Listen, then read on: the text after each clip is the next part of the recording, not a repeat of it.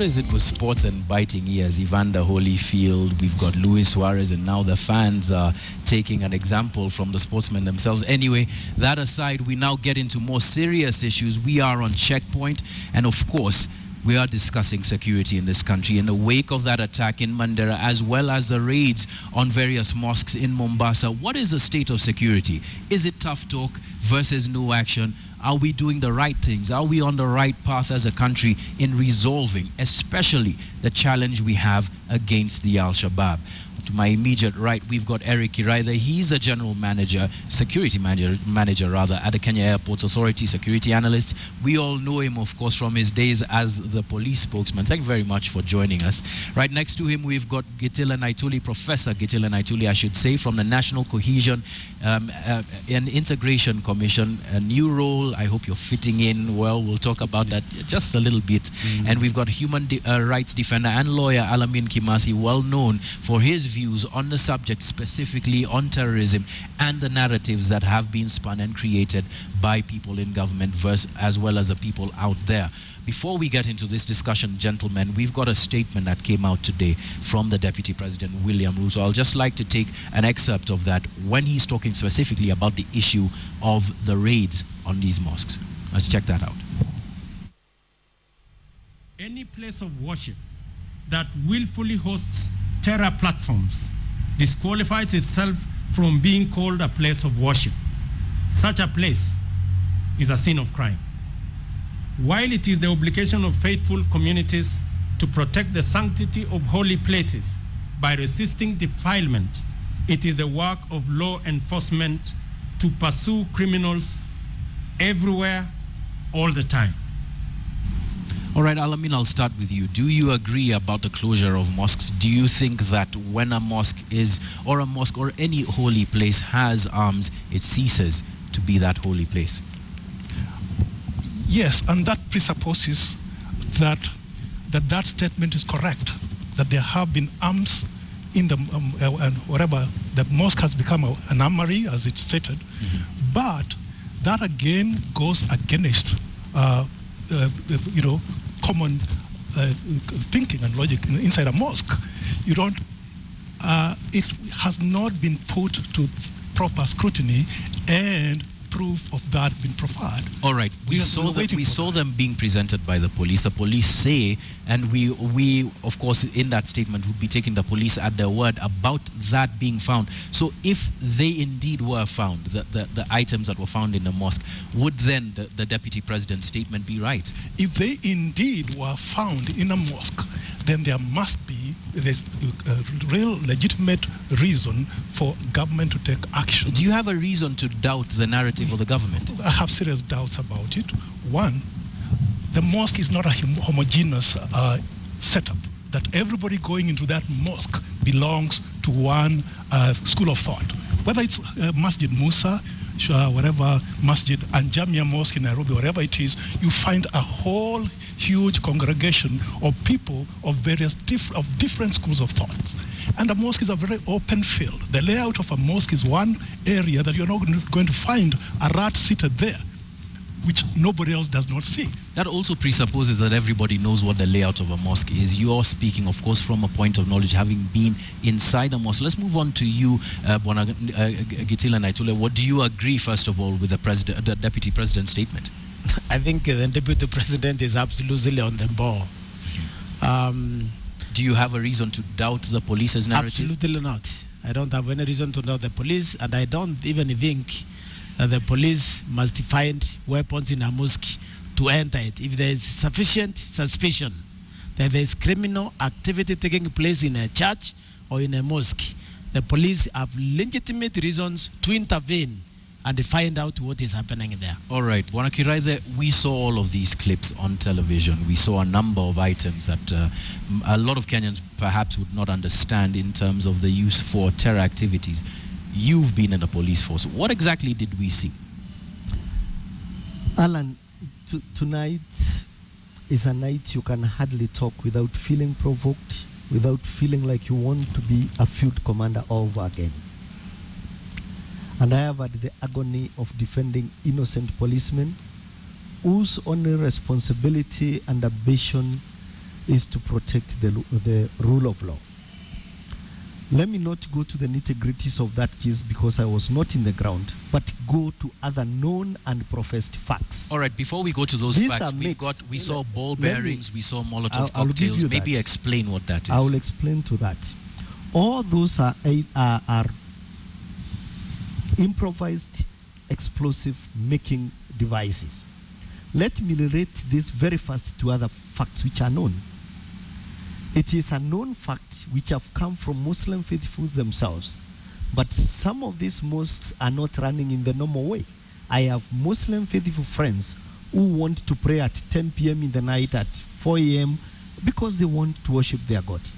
They have said they have not had access to these places.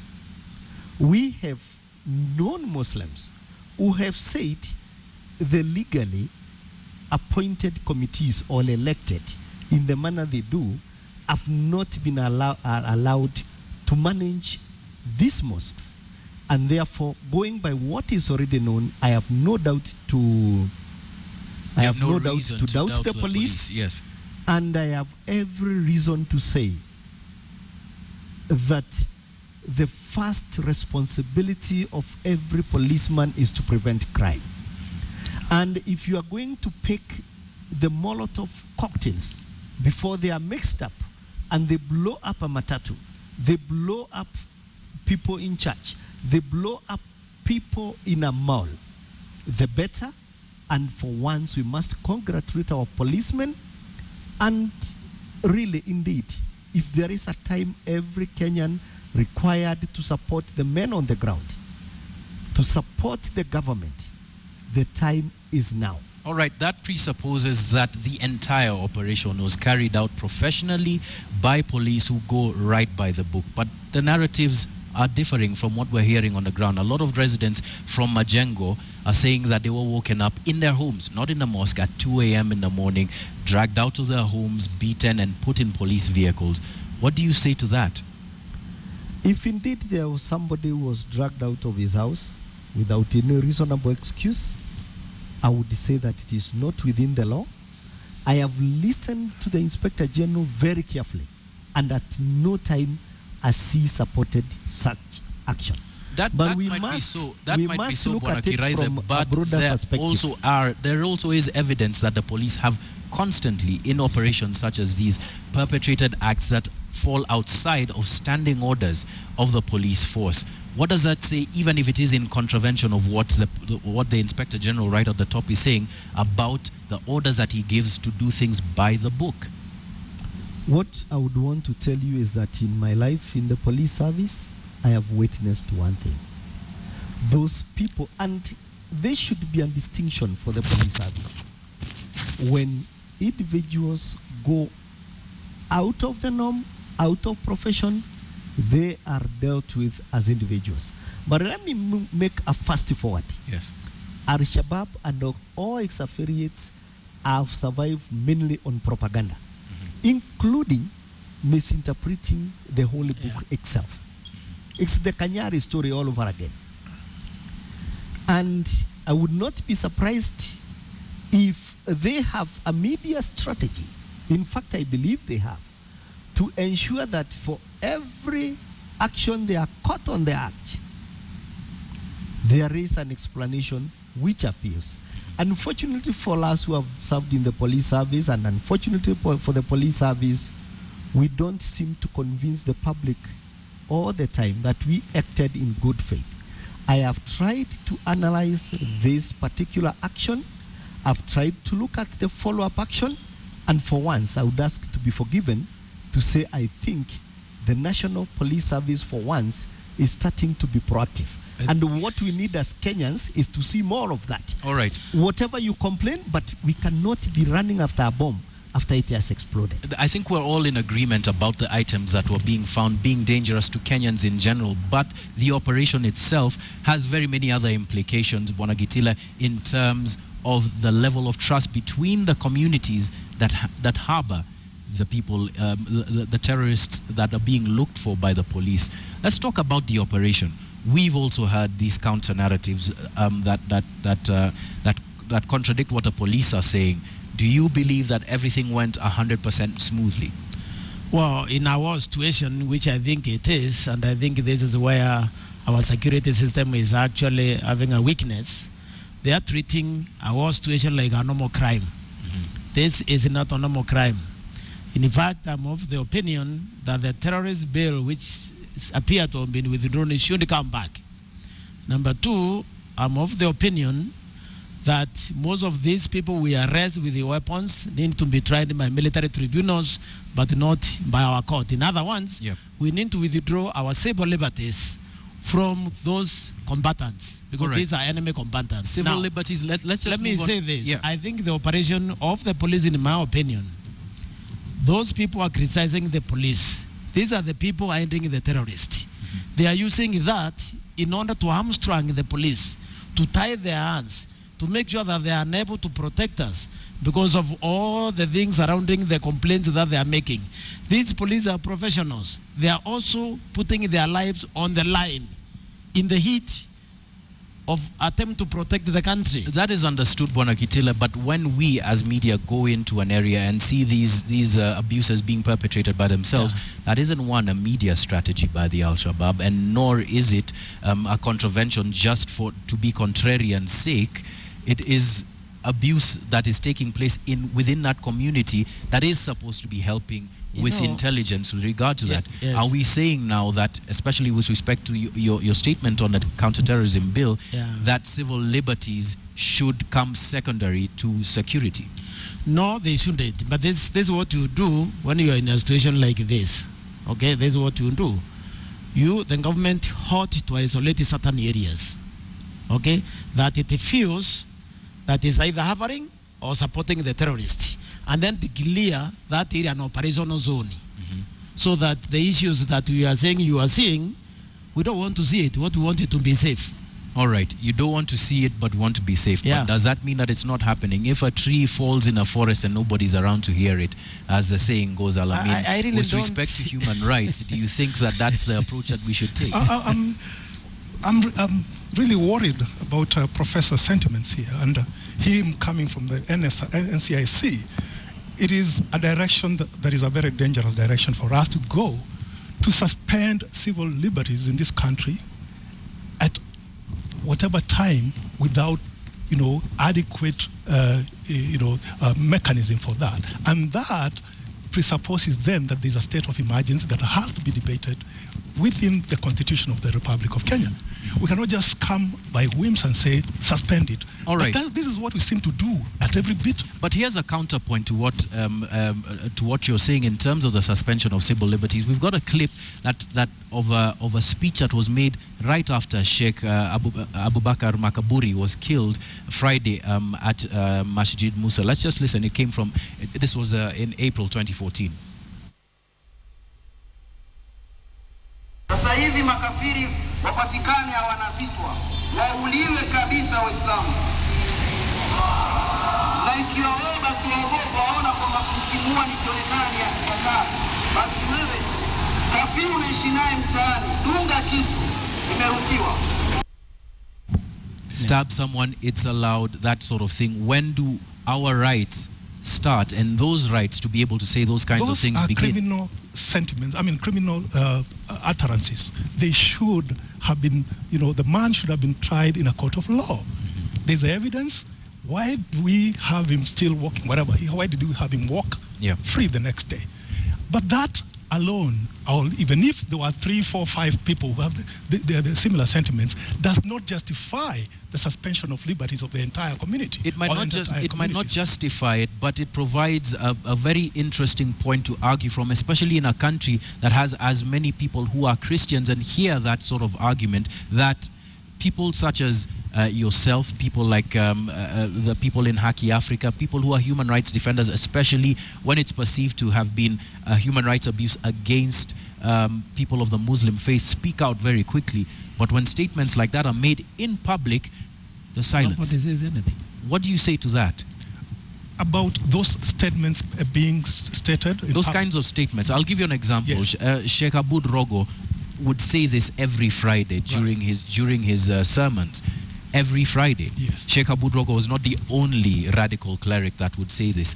Why was there such silence around his statements while he was alive? There have always been a division of schools of thoughts, where whatever school of thought he belongs, there's a counter school of thought, which unfortunately has not received as much publicity as this. Being an extreme view, probably that's why it gets it. But every other day, the narrative, the counter, or rather the normative narrative is that we stay away from extremities like those ones. Yeah. So we have had that countered from a long way back.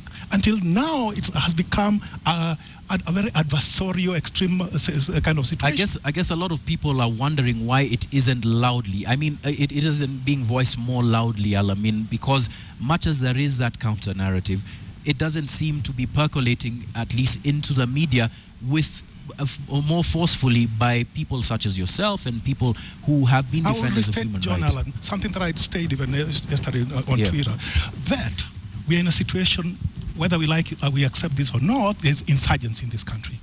And in a situation of insurgency, the people who are around, terror-prone areas are caught up in between a hard place and a rock. You speak, you watch the insurgents, and you watch the security forces, because they also come in with at a very extreme plane.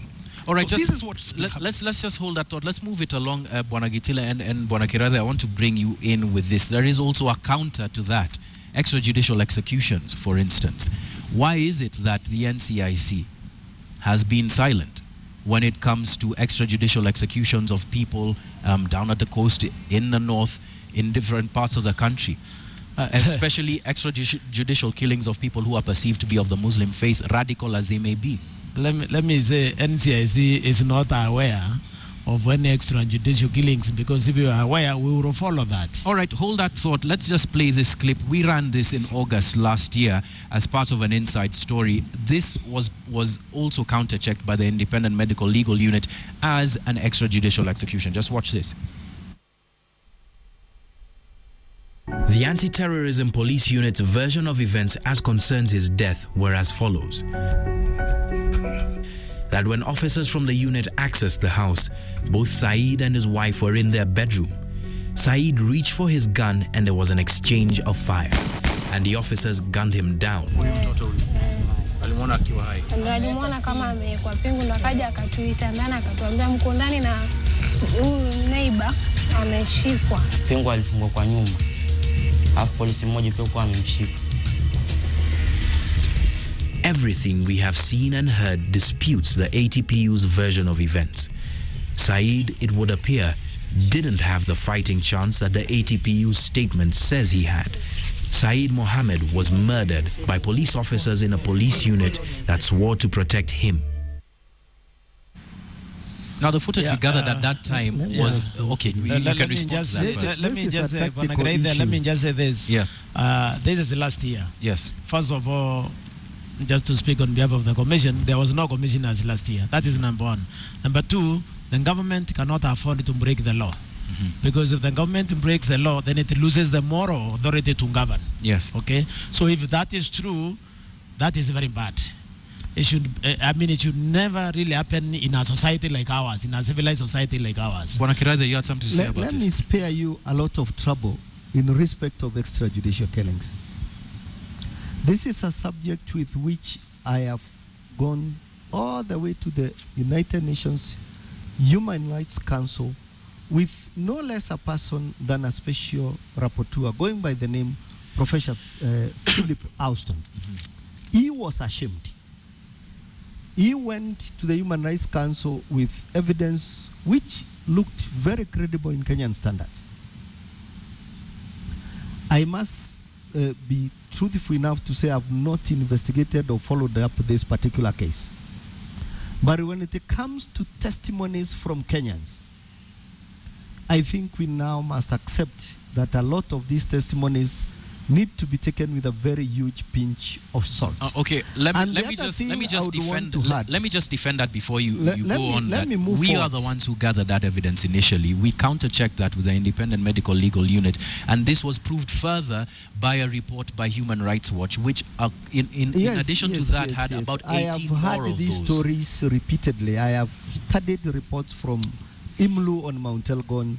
I have studied reports from all these Human Rights Watch about Mungiki, and I wouldn't want to give my verdict on them. What I would want to tell Kenyans is that the policeman who gets posted to the anti-terrorism police unit on account of his competence to handle combative situations, on account of his capacity to act discreetly, and on account of his training, has no individual battle with any individual Kenyan to the extent that you will go out to murder somebody like the Al-Shabaab did yesterday because they cannot recite a verse in their religion. That is true. It and is the Al-Shabaab usually an Alan Akiraithe, Amtonaitori, and Alamin Kimathi who gets employed. And I can tell you for a fact, our police service is not a doctrinal organization that Are it we has saying people that who will be extrajudicial ordered killings have not been go and perpetrated, kill. especially with respect to terrorism? Are we saying that now? What I am saying here with a fact is that if anybody has been extrajudicially killed and a man Alan possesses the evidence, if I could not trust anybody else, at least today I can trust our independent prosecutorial service. I can understand Honorable the Chief Justice William Mutunga and his team. Why doesn't crimes of murder never go still? If you go with evidence that somebody was murdered in 1960 today in court, I would want to see them throwing it out. So if we have evidence on record that somebody was killed last year, let's not try to bring it at a time that we are painfully mourning the murder of no less than 147 Kenyans over 1 year, whose only crime was asking for a job with TSC and going to serve in Mandela, asking for a job with the police, going to serve in Mpeketoni. And let's not bring it to play to bring down the morale of the police officers the government has told. But it's an issue of moral equivocation. It is an issue of moral equivocation with respect to... There is no moral equivocation when you are being shot point blank, when you don't even know what an AK-47 looks like.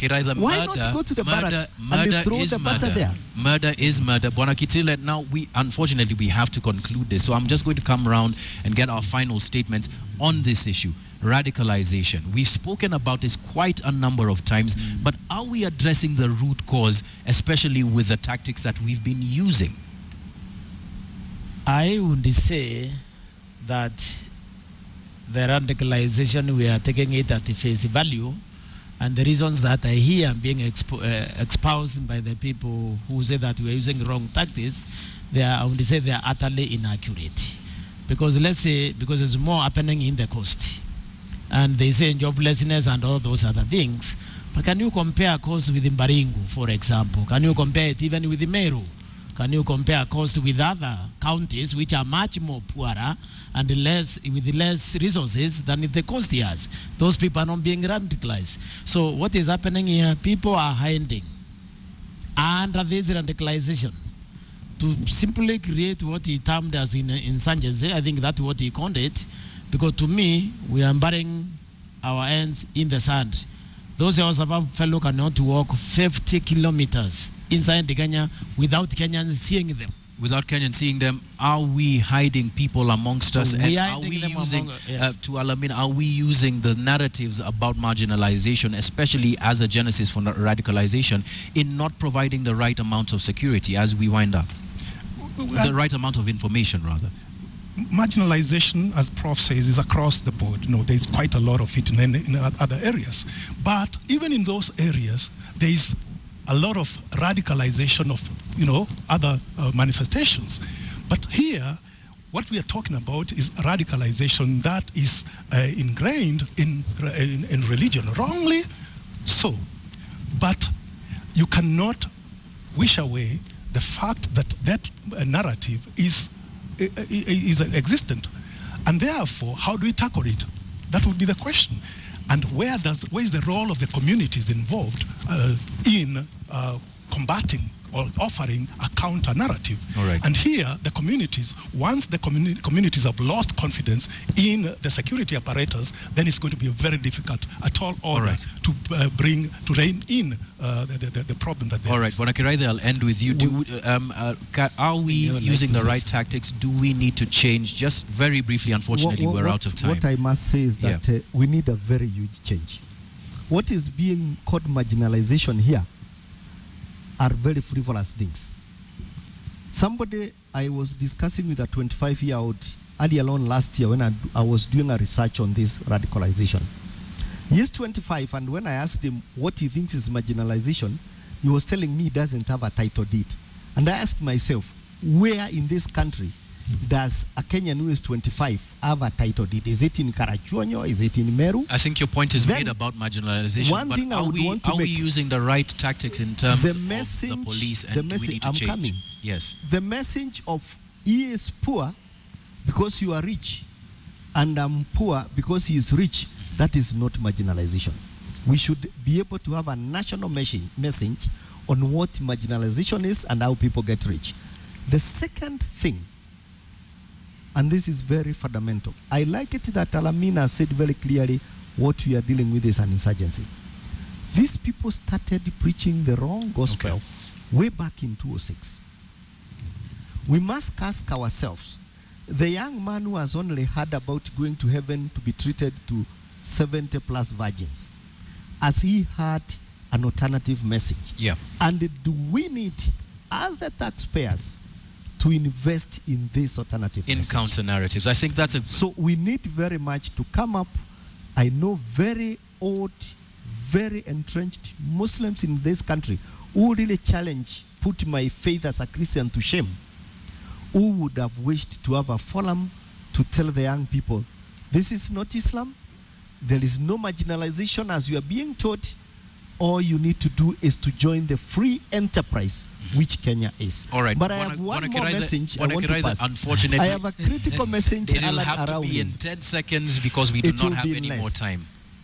When we were doing this constitution, I remember one forum when we were in agreement that within 3 years, we shall need a very important review. The national, the Charles Nyasai team seem to have forgotten this. I don't want to talk about the current push about whatever it is, this referendum. But I would want to challenge them. And I think it is more than time to look at a referendum to see how the civil rights, my rights of worship, my rights of vote, and especially the powers we give to our law enforcement agencies on condition that they remain professional. And we have enough tools to make that. Okay, that discussion, when you looked at that law and it saw whether my rights will kill that discussion, Bwana Kiraithe, I think is one that we can have, but unfortunately not on this forum today. We're out of time. Thank you very much for joining us.